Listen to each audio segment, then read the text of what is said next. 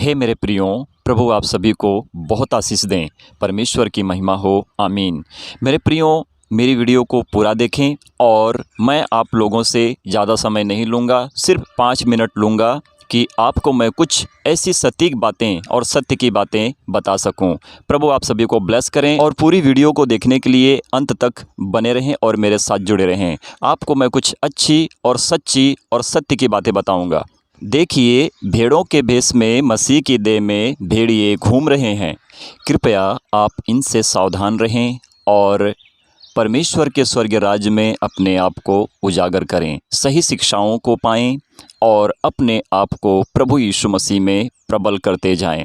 परमेश्वर के वचन से जो कोई जीता है वो सत्य की बातें बोलता है और सच्ची बातें प्रकट करता है, क्योंकि उसके अंदर परमेश्वर का वचन पलता है। तो प्रियो, देख लीजिए और सुन लीजिए और समझ लीजिए कि वचन में जो कुछ प्रभु का मार्ग दिखाया गया है या प्रभु ने हमें जो मार्ग दिखाया है हमारे लिए जीवन है।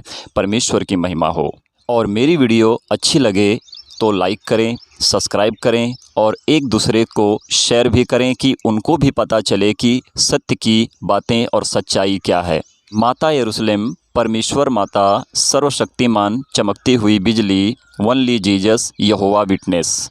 ऐसे झूठे प्रचार करने वाले शिक्षकों से, बाइबल टीचरों से और गलत टीचिंग देने वाले पास्टरों से बचो और अपने आप को सावधान करो। ये परमेश्वर माता, यरूशलेम माता, ये जो टीचिंग देते हैं, इनका कहना है कि स्वर्ग में परमेश्वर की पत्नी है, यानी कि प्रभु यीशु मसीह की पत्नी है।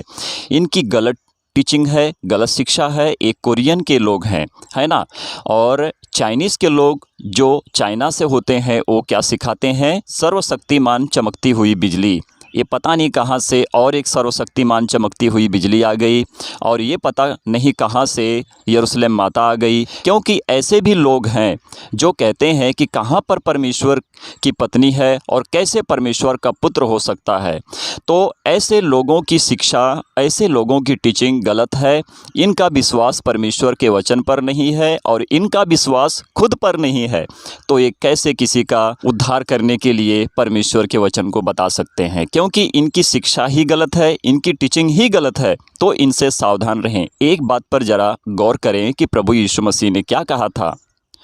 सावधान रहो कि तुम्हें कोई भरमाने ना पाए, कहीं ऐसा ना हो कि मेरे चुने हुओं को भी भरमा दें। तो याद रखो, मत्ती की पुस्तक जब पढ़ते हो 24 अध्याय में पूरे वचन को पढ़ो, पूरी आयतों को पढ़ो, वहाँ पर प्रभु यीशु मसीह ने इन भेड़ियों के विषय में खुलासा किया है और इन चतुर लोगों के विषय में खुलासा किया है, क्योंकि मसीह की देह में कुत्ते भेड़िए आ चुके हैं।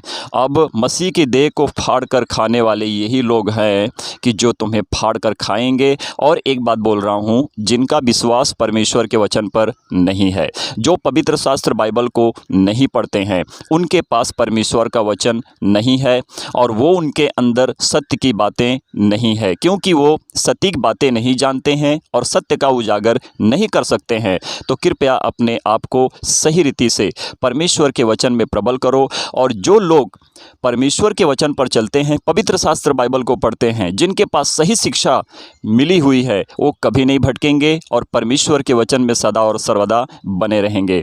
तो कृपया करके सावधान रहें और एक दूसरे को उजागर करें और ना भटकें, ना किसी को भटकने दें और सही शिक्षा और सही टीचिंग, सही प्रचार करें कि परमेश्वर का वचन हर किसी के पास पहुँचे और वो परमेश्वर के वचन से उजागर हो जाएं, कि प्रभु यीशु मसीह की चमकती हुई ज्योति हर किसी के अंदर चमके, कि हर किसी के आंखों के ऊपर जो अंधकार की पट्टियां बंधी हैं वो खुलें और वो सत्य को जानें और परमेश्वर को सच्ची महिमा दें। तो मेरे प्रियो, मेरा यही कहना था और मैंने आप सभी लोगों को इसलिए उजागर किया, यानी कि पवित्र आत्मा की अगुवाई के द्वारा कुछ ऐसी सटीक बातें पता चली कि मैं समझा कि मैं मैसेज आप तक पहुंचाऊं और मेरी मैसेज आप तक पहुंची है। कृपया करके और भी किसी को शेयर करें कि उसका भी जीवन बदले और वो भी जाने परमेश्वर को, वो भी परमेश्वर के सत्य वचन पर चलें कि परमेश्वर को सच्ची महिमा दे सकें।